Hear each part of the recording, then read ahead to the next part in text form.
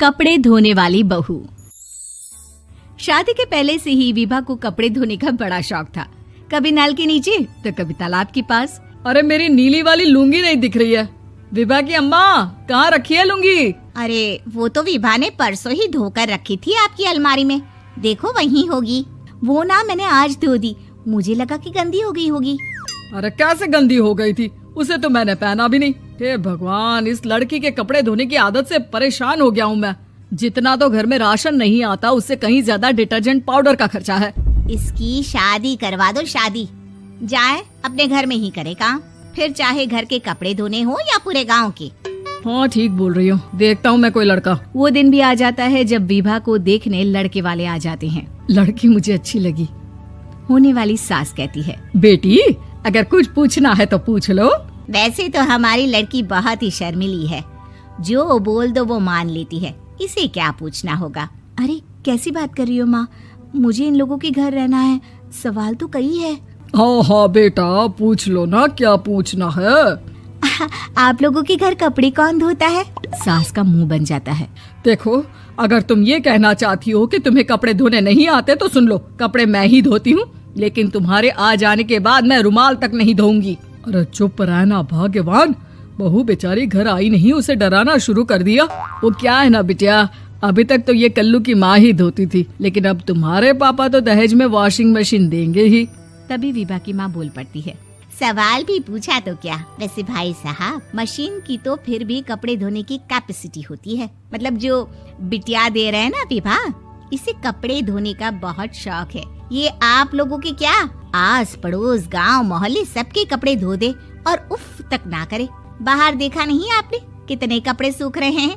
सब हमारी बिटिया ने ही तो धोए हैं। बस भी करो ना माँ, शर्म आ रही इतनी तारीफ सुनकर। और तो और एक दाग निकाल कर दिखाओ तो मान जाओ। हाँ अच्छा, माफ करना बेटा, मैंने गलत समझा।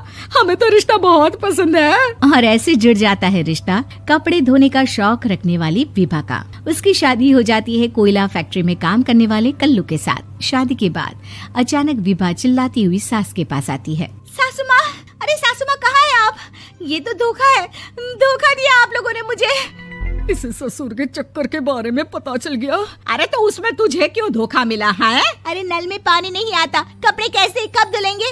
अच्छा, तू पानी नहीं आ रहा उसकी बात कर रही है। तो आपने क्या सोचा? कुछ नहीं। अच्छा, तेरी माँ ने कहा था कि कपड़े धोने का शौक है तुझे, याद आया मुझे। शौक बोलकर कपड़े धोने वाले मेरे जुनून को कम ना आके सासू माँ, कपड़ा धोना मेरा गुरूर है। तभी पति भी वहाँ आ जाता है। अभी मैंने इसे सनी देओल की फिल्म दिखाई है, उसी के डायलॉग मार रही है माँ। अच्छा सुन, साफ साफ बता रही हूँ, पानी सुबह 4 से 6 और शाम को 10 से 12 आता है, समझी? विभा टाइमिंग सुनकर हैरान हो जाती है। ये क्या भूतों का मोहल्ला है? सुबह 4 बजे उठकर कौन कपड़े धोता है? 4 बजे टंकी में पानी जाता है, फिर सारा दिन धोना ना, किसने मना किया? अरे कैसी बात कर रही हैं? 200 लीटर की टंकी में कितने कपड़े धो लूंगी मैं? सुबह ही उठ जाऊंगी मैं। अब क्या था, विभा सुबह 4 से लेकर रात के 12 बजे तक कपड़े ही धोती रहती। एक रोज सास पड़ोस से निकलकर कहीं जा रही होती है कि साथ वाली कहती है, हाँ कल्लू की माँ, जरा ये बताओ कि 2 साड़ी है, 2 ब्लाउज और एक पेटीकोट और एक नाड़े वाला लंबा कच्छा। हाँ तो? अरे तो क्या, कितना लोगी धुलाई ये बताओ। धोबन दिख रहे हैं हम क्या? हमारे पति सरकारी नौकरी से अभी रिटायर हुए हैं और बेटा सुपरवाइजर है कोयला फैक्ट्री में। धोबन समझ रखा है हमें? हाय रे कल्लू की अम्मा, माफ कर दो, वो तो मोहल्ले में यही सब बता रहे थे कि तुमने बहू को कपड़ा धुलवाने के काम में लगा दिया है। सास को पड़ोसन की बात सुनकर गुस्सा आ जाता है। वो घर पहुंचती है जहां घर के बाहर ही इतने सारे कपड़े सूख रहे होते हैं जितने कि किसी धोबन के घर पर। अरे ओ कल्लू की दुल्हन, बाहर निकल। माँ जी यहीं आ जाओ, बाथरूम में चादर धो रहे हैं हम। अरे अभी हम धोते हैं, तुमको बाहर निकलो। ये आस पड़ोस वाले बोल रहे हैं कि हम बहू से कपड़े धुलवा कर उसे कपड़ा धोने वाली बना दिए हैं। अरे छोड़ो ना माँ जी, किन लोगों की बातों में आती हो? आस पास के लोगों का तो काम ही होता है कि वो किसी तरह सास बहू को लड़ा दे।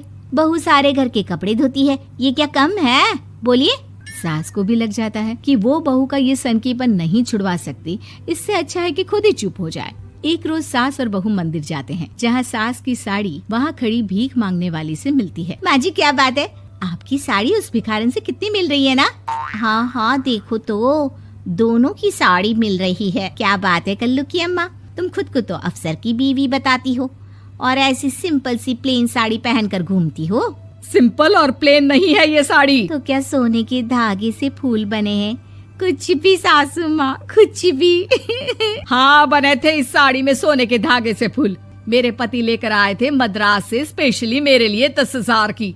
ताहे भाई साहब इस भिखारन के लिए भी सेम टू सेम साड़ी लेकर आए होंगे 10,000 की।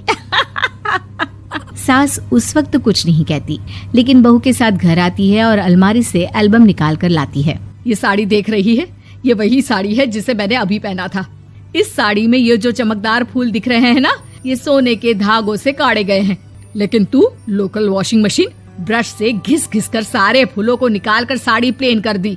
मुझे माफ कर दीजिए सासू माँ। और तो और, जब मैंने तुझे तेरी गलती के लिए कुछ नहीं कहा, लेकिन तूने तो सबके सामने मेरा मजाक ही बना दिया। क्यों? बहू को समझ में आ जाता है कि अब से उसका कपड़े धोना बंद।